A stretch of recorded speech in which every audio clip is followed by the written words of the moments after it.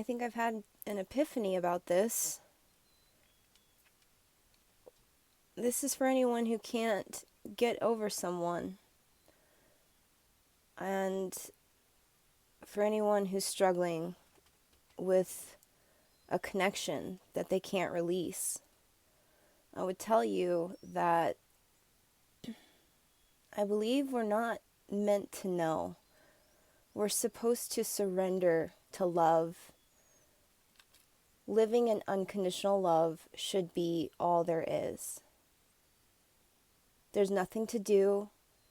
We don't need to thrash around trying to unbound ourselves from oneness.